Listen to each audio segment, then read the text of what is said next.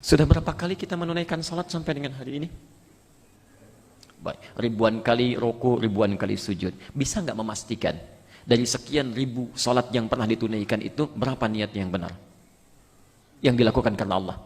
Perhatikan kaidah niat di Quran. Wa ma umiru illa liya'budullaha mukhlishina lahuddin. Berapa ibadah yang sudah kita tunaikan karena ikhlas karena Allah? Karena Allah, tidak ada peran-peran yang lainnya. Karena Allah. Karena ada di Quran disebutkan ada orang sholat saja yang tiap hari dikerjakan, motifnya bisa berubah, bisa salah gitu.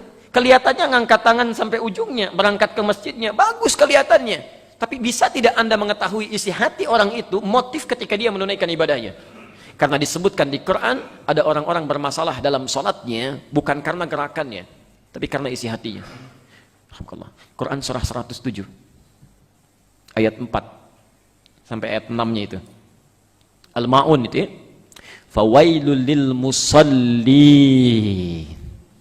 Maka ada orang-orang sholat tapi celaka dengan sholatnya ya. Kalau orang tidak sholat celaka wajar, nggak sholat kok.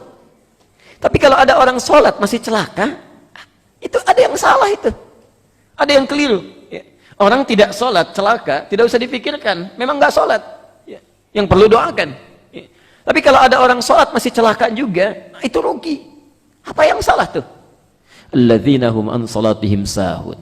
Lalai dia dalam sholatnya. Lalai. Ada orang sholat tapi lalai.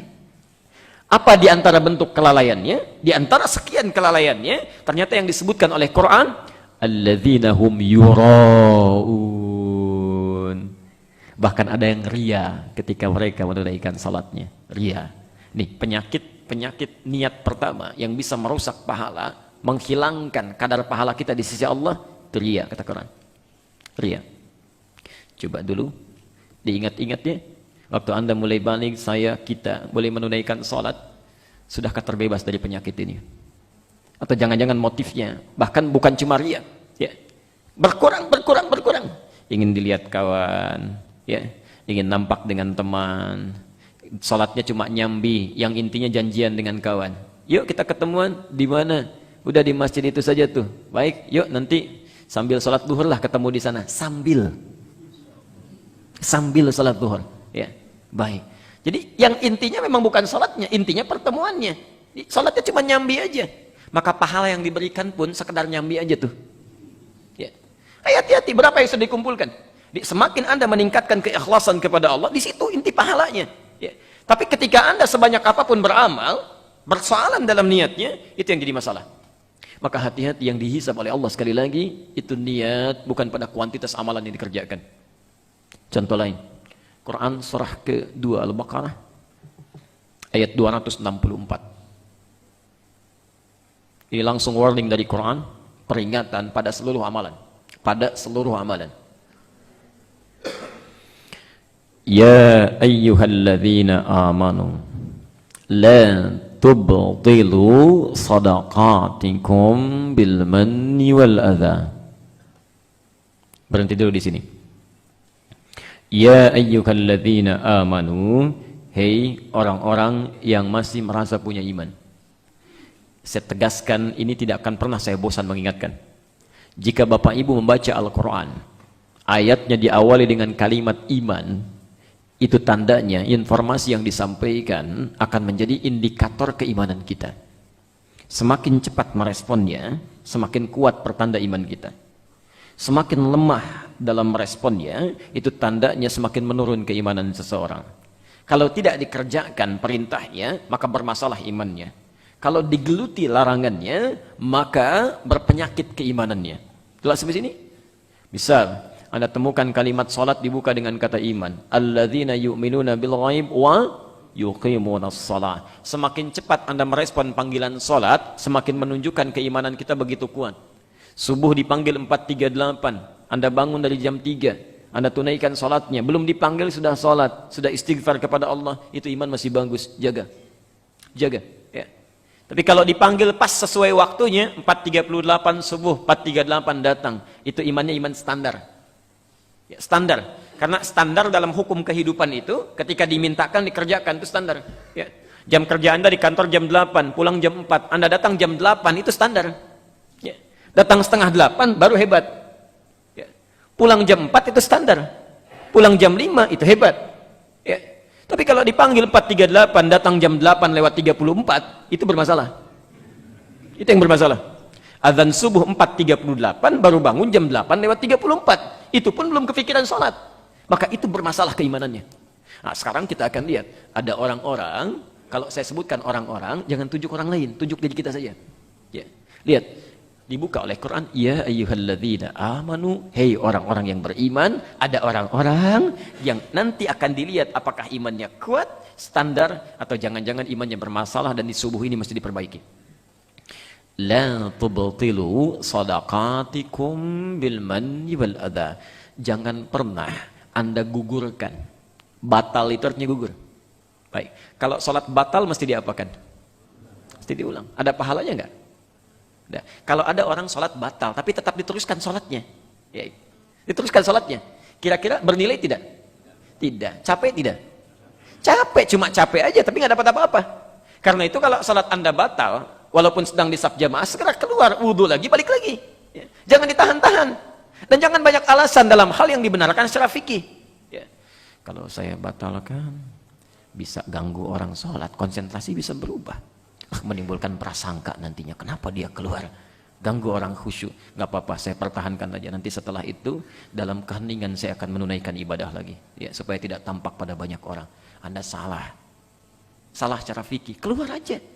Perbaiki wudhunya, kembali lagi. Anda masih dapat salat berjamaah. Dan benar salatnya. Apakah bisa menjamin sampai selesai salam, diri kita masih hidup? Jangan-jangan begitu difikirkan, nanti sajalah setelah selesai saya wudhu lagi, tiba-tiba datang malaikat maut. Assalamualaikum. Yuk pulang. Wudhu nggak punya, sholat batal. Ayo, ketika Anda keluar sedang berwudhu pun malaikat datang, sudah selesai. Ikhtiar kita dalam kebaikan. Maka poinnya orang yang batal tidak bernilai, cuma capek saja. Ada orang-orang yang bahkan sengaja membatalkan amal-amal kebaikannya. Sedekah itu adalah nama bagi seluruh kebaikan yang kita kerjakan. Ya. Tunggalnya disebut dengan sedekah, sedekatun, jamaknya disebut dengan sedaqat. Jadi semua amal soleh yang kita kerjakan itu disebut dengan sedekah. Ya. Zakat itu sedekah. Quran surah ke-9 ayat 103. Khudz min amwalihim sedekah. Ambil sebagian harta mereka sebagai zakat, disebut dengan sedekah di Quran. Ya. Salat sedekah, baca Quran sedekah. Semua kebaikan yang mungkin kita kerjakan namanya sedekah. Jelas ya? Sebagai bukti keimanan seseorang, keimanan pemiliknya. Nah, ini yang jadi masalah. Ada orang-orang yang menggugurkan amalan kebaikan yang sudah dia tendun, tapi lihat kalimat Qur'annya, ini indah sekali. Hati-hati betul, hati-hati. Ternyata yang menggugurkan itu disebut oleh Quran dengan dua kalimat yang sangat sederhana, tapi dalam maknanya. Bil manni wal adha. Masya Allah. Ini kalau dalam ilmu balaghah ini kalimat lengkap. Kalimat lengkap, dua yang tidak ada tiganya. Ya, kalau hilang satu, berkurang keutamaannya. Bertambah sesuatu, semakin berkurang juga maknanya. Lihat, kalau kalimatnya al-manni saja, bil manni, cukup sampai sini, ya, maka tidak akan tepat. Karena al-manni itu asalnya sesuatu yang menyenangkan. Ya. Sesuatu yang menyenangkan. Alhamdulillah. Al-Baqarah ayat 57. Sebelah kiri paling bawah. وَظَلَّلْنَا عَلَيْكُمُ الْغَمَامَ وَأَنزَلْنَا عَلَيْكُمُ الْمَنَّ وَالسَّلْوَى. Lihat. Lihat. Dulu ada kaumnya Nabi Musa, saking dimudahkannya oleh Allah, dibedakan dengan umat-umat yang lainnya supaya mereka yakin dengan Allah. Kamu kelamaan disiksa oleh Fir'aun, kelamaan jadi budak, sekarang diistimewakan oleh Allah, supaya kamu yakin dengan Allah. Masya Allah. Bapak Ibu kalau panas luar biasa, mau keluar rumah, jalan pakai apa? Pakai payung. Ini enggak, langsung awannya diperintahkan oleh Allah, ikuti mereka. Wa dhallalna 'alaikumul ghamama. Jadi kemana-mana suasana panas pun enggak panas, karena awannya mengikuti. Begitu ingin sesuatu yang manis-manis, ya ingin madu, ingin manisan macam-macam, enggak usah cari jauh-jauh. Melangkahkan sedikit sudah ada. Manna wassalwa, sesuatu yang enak, menyenangkan, menenteramkan. Ya. Ada kalimat al-man dalam bahasa Arab, sesuatu yang melahirkan kenikmatan. Tapi kalau bersatu dengan adza, bil manni wal adza, al adza itu artinya merusak, mengganggu. Merusak, mengganggu. Jadi ada perkara yang merusak amalan, yang sudah capek ditenun, tapi orangnya nggak sadar kalau amalannya sedang dirusak. Karena perkara-perkara ini ketika dilakukan begitu menyenangkan, kayaknya nikmat gitu. Ya, kayaknya enak. Bapak Ibu saat dipuji, biasanya enak atau tidak enak? Nyaman atau tidak? Nah, ada pujian-pujian tertentu yang justru menggugurkan amalan. Ya, hati-hati. Merasa ingin dipuji, gugur amalan. Merasa ingin disebut, gugur amalan. Merasa ingin tampak, gugur amalan. Dan saat tampak itu kemudian orang memuji kita, perasaannya enak. Ini nikmat, itu mani. Tapi tidak sadar bahwa apa yang terjadi itu adza, sedang menggugurkan amalannya. Hati-hati, hati-hati. Lihat masjid, Masya Allah. Karpetnya bagus. Barangkali ada yang pernah infak di masjid ini. Dari pembangunannya, dari mengisinya dan sebagainya. Maka diberi contoh oleh Quran. Perhatikan. Bil manni wal adza kalladzi yunfiqu malahu ria'an nas. Contoh kata Quran, ada orang infak. Wah, Masya Allah, nyari hartanya kan tidak mudah itu. Kadang berpeluh dengan keringatnya, kadang dengan berbagai halnya, dikeluarkan karena Allah. Allah pun balas dengan pahala yang luar biasa. Cuma sayang, ria'an nas. Masuk penyakit ria, saat ria itu kayaknya nikmat, enak gitu.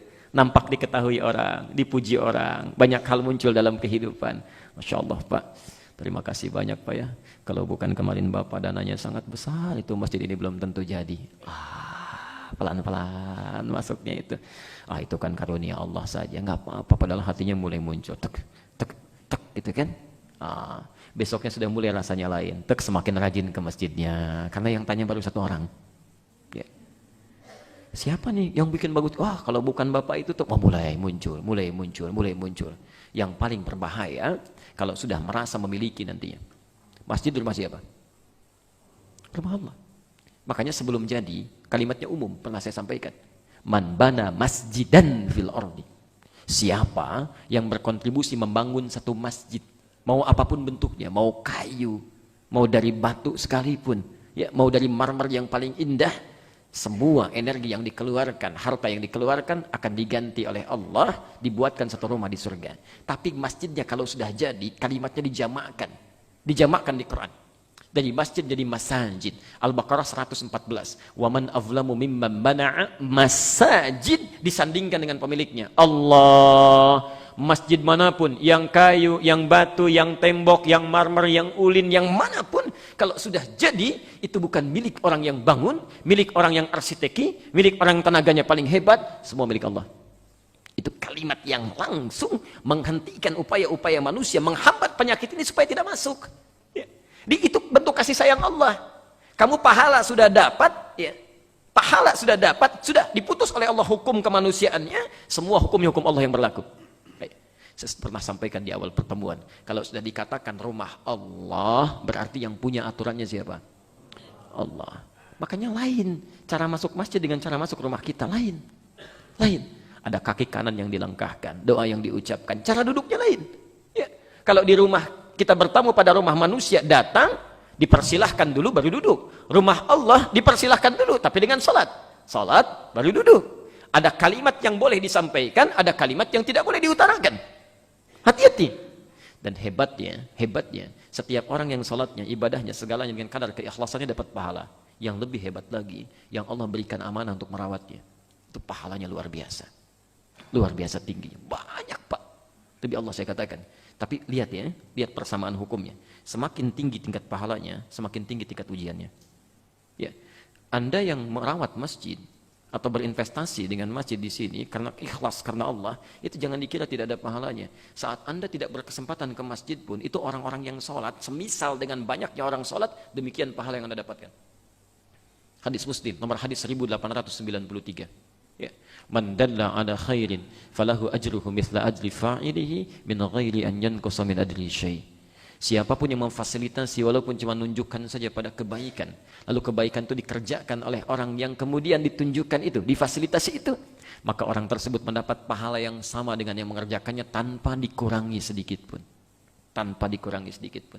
Anda bayangkan, Anda investasi dengan karpetnya, dengan mushafnya, dengan masjidnya, walaupun dengan tenaga saja, tidak ada uang pakai tenaga, tidak ada tenaga dengan ide pikiran, rancang bangunnya, lalu dilakukan karena Allah tidak disebut-sebut, Masya Allah, berapa tuh orang yang sholat di masjid ini? Anda meninggal masih ada yang sholat, berapa yang diwujudkan? Lalu ada orang yang belum kesempatan untuk membangunnya, berinvestasi, lalu dengan izin Allah dipilih dia untuk merawatnya, silakan rawat, saya percayakan kepadamu, dilakukan karena Allah, Masya Allah, berapa yang ikut ta'lim, kegiatan apa yang diadakan, berapa yang menerima zakat, berapa yang sholat, tiap hari itu kalau berjamaah berapa yang sholat, berapa yang didapatkan. Saat Anda tak mampu berjamaah pun karena alasan tertentu, pahala dapat kalau ikhlas. Cuma sayang, ada yang merusak, menghancurkan pahala-pahala itu karena keinginan dunianya, karena riaknya, ya, karena macam-macamnya. Ingat, saya tekankan sekali lagi ya, khususnya pada para DKM yang peluang pahalanya cukup banyak. Makmur itu bukan rame, bukan rame. Makmur, bukan rame. Makmur itu dari kata al-umru, sesuatu yang bermanfaat. Ya, sesuatu yang bermanfaat. Jadi kalau ingin memakmurkan masjid itu cari yang bermanfaat, yang meningkatkan iman. Ya bukan yang ramenya. Salah Anda, keliru. Ya, apalagi kalau Anda merawat masjid, misal dengan cara yang keliru. Hukum manusia tidak bisa berlaku di rumah Allah. Ya, keliru. Sayang, pahala hilang. Ya. Famathaluhu kamathali safwanin alaihi turabun fa'asabahu wabilun fatarukahu salda. Maka permisalan orang seperti ini adalah seperti orang yang menyimpan pasir-pasir di bebatuan yang licin. Kalau nyimpan pasir di batu yang licin, kira-kira reaksi pada pasir bagaimana? Turun. Ya, langsung turun. Yang berbahaya, fa'asabahu wabilun.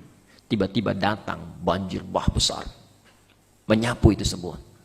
Ya, habis semuanya. Fataraukahu salda, tidak ada apapun. Dia ada orang-orang yang sudah capek beramal dalam hidupnya, tapi dia nggak dapat apapun. Ya, pernah saya kisahkan ini. Seorang investasi bangun masjid luar biasa dengan dana yang sangat banyak. Ya, ikhlas saat beramal. Tapi tiba-tiba menjelang beberapa hari sebelum wafatnya, ya sudah menjadi kakek, ya sudah punya cucu. Kalau bapak punya cucu satu, berubahkan dari bapak menjadi apa? Kakek. Kalau cucunya dua, nah, kakek-kakek ya, sedang main tuh. Dibawa jalan ke komplek itu. Cucunya mulai bilang, "Kek, bagus masjidnya ya." Mulai keluar tuh. Wah, itu dulu kakek yang bantu itu. Kalau kakek nggak berikan 2 miliar, nggak akan jadi seperti sekarang. Ya. Bukan tahadus bin nikmat untuk memotivasi, tapi ada rasa ingin dipuji. Itu bedanya ria dengan tahadus bin nikmat. Ya. Hati-hati, setan itu sangat jenius. Sekarang nggak digoda, besok bisa datang. Ya, hati-hati, jangan gagalkan dan batalkan semua amalan yang sudah pernah dikerjakan. Maka lihat ujung ayatnya. La yaqdiruna ala syai'im mimma kasabu. Itu sindiran yang sangat tajam. Ada orang yang sudah capek-capek beramal, nggak dapat apapun. Capek-capek bekerja, tidak dapat apapun. Tapi yang paling dahsyat, ujung ayatnya. Wallahu la yahdil qaumal kafirin. Allah tidak akan pernah berikan petunjuk pada orang-orang kafir. Ya, disamakan dengan orang kafir, tapi masih beruntung orang kafir. Ya, maaf, orang kafir tidak sholat, dapat pahala tidak? Tidak. Ada orang mengaku muslim sholat, tapi sholatnya bermasalah, nggak dapat pahala juga. Yang kafir dia nggak sholat, dia nggak capek. Yang muslim dia sholat, tapi punya penyakit. Ya. Bahasa Qurannya itu diserupakan, bahkan lebih buruk, lebih buruk. Ya. Hati-hati. Ya. Karena itu jaga niat, jaga niat dalam salat Anda, baca Quran Anda, amalan Anda, segala yang pernah kita kerjakan. Jelas sampai sini?